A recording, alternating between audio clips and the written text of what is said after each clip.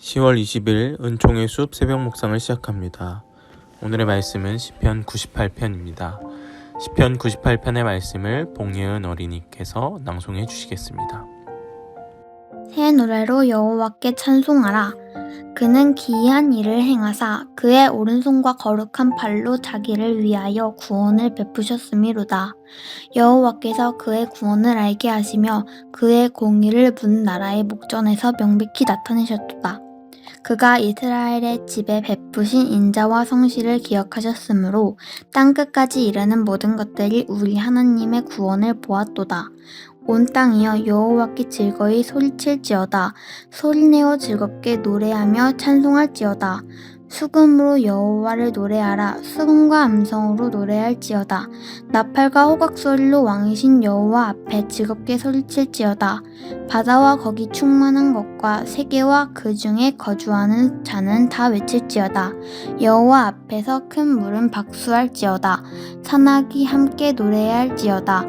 그가 땅을 심판하러 임하실 것이로다. 그가 의로 세계를 판단하시며 공평으로 그의 백성을 심판하시리로다.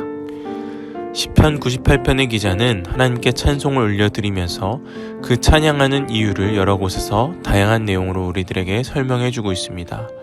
우리가 계속해서 시편을 통해 찬송의 이유를 나누고 있는데 오늘도 역시나 그냥 우리가 찬송하는 것이 아무 이유가 없는 것이 아니라 분명히 우리가 찬송할 이유가 있다고 말하고 있습니다.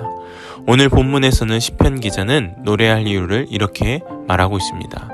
1절에 보면 새 노래로 여호와께 찬송하라. 그는 그 기이한 일을 행하사 그의 오른손과 거룩한 팔로 자기를 위하여 구원을 베푸셨음이로다. 나에게 구원을 베푸신 하나님이 내 삶에서 놀라운 일을 행하신 하나님을 찬양하는 것, 바로 그것이 첫 번째 이유라고 말하고 있습니다. 오늘 이 시편 98편의 가사는 마치 성가대가 부르는 그 성가곡에 담겨져 있는 찬송 같습니다. 새 노래로 여호와께 찬양하라. 하나님이 행하신 놀라운 일, 하나님이 내게 베풀어 주신 그 구원한 일을 찬양한다. 이것이 찬양할 이유인 것입니다. 우리가 늘 그 말씀을 묵상하면서 우리 삶 가운데서 하나님이 어떻게 내 삶을 개입하시고 내가 어떤 위기나 어려움 가운데 처해 있을 때 또 어떻게 나를 구원하시고 이런 것들을 우리가 느껴야 한다는 것이죠. 그리고 그것이 느끼는 것으로 끝나는 것이 아니라 우리가 고난을 당할 때 왜 믿음으로 반응해야 하는가? 인간적인 생각으로 풀어가면 안 되는가? 그 이유가 바로 여기 있는 것입니다. 내가 믿음으로 반응할 때에 하나님이 내가 당신의 구원을 베풀거나 능력을 행하시고 그러므로 우리는 그 하나님의 구원과 능력을 체험하고 그것이 내가 하나님을 노래할 이유가 되는 것입니다. 구원을 우리에게 베푸셨음을 또한 우리의 삶을 이끌어 가심을 믿음으로 반응하는 것, 바로 그 믿음으로 우리가 반응할 때에 우리 입에서는 찬송이 자연스럽게 흘러나올 것입니다. 또 한 가지 기자는 하나님을 찬양하는 이유를 3절에서 이렇게 고백합니다. 그가 이스라엘 집에 베푸신 인자와 성실을 기억하셨으므로 땅끝까지 이르는 모든 것이 우리 하나님의 구원을 보았도다. 하나님의 인자와 성실을 강조하고 있습니다. 인자는 하나님의 사랑입니다. 우리들에 대한 하나님의 태도가 사랑이라는 것이죠. 또한 성실을 말합니다. 성실이 무엇입니까? 신실하신 하나님을 말합니다. 하나님이 우리를 창조하시고 우리를 기르시고 우리를 돌보시는 우리의 삶을 인도하시는데 절대 게으르지 않으시는 그 하나님이시라는 것입니다. 마치 이스라엘 백성들을 애굽에서 건져내실 때부터 약속의 땅 가나안에 들어갈 때까지 하나님이 얼마나 성실하게 그들을 사랑하러 인도하셨는지 우리는 기억해야 합니다. 그 하나님이 우리를 삶에서 동일하게 역사하고 계신 것입니다. 우리는 때로 하나님께 대하여 불성실할 때도 있습니다. 또 하나님께 대하여 이해하지 못하는 일들에 대해 섭섭한 마음을 가질 때도 있습니다.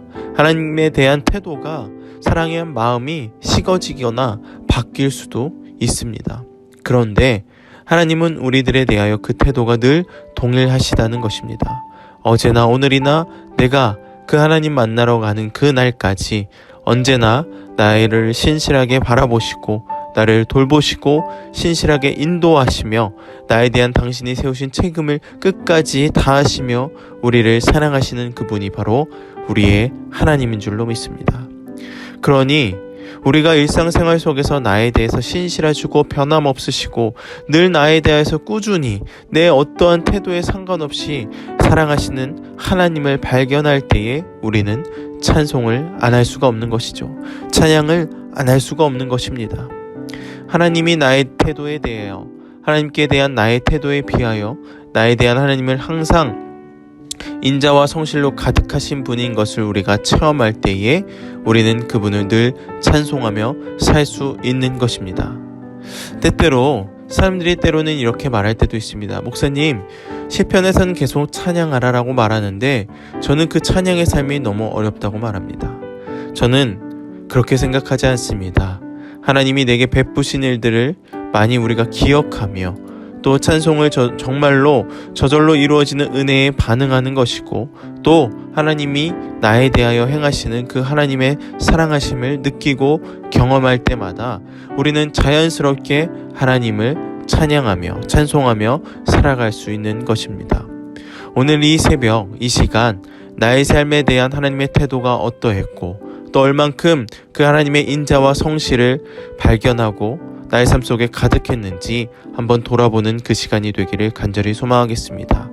하나님의 인자와 성실은 이스라엘 백성에게 어떻게 드러났는지 또한 그 하나님의 인자와 성실이 지금 내 일상에서는 어떻게 나타나고 있는지 오늘 이 시간 우리가 한번 되돌아보기를 소망합니다. 크리스찬의 삶은 그 내용이 곧 시편적이어야 한다. 이것은 아무리 강조해도 지나침이 없습니다. 시편적인 삶이란 하나님께서 행하신 일들을 우리가 늘 찬송하며 하나님의 하셨던 놀라운 일들을 내 삶으로 선포하는 것입니다. 우리가 이러한 시편적인 삶을 살아가는 우리 전농교회 되기를 간절히 소망합니다.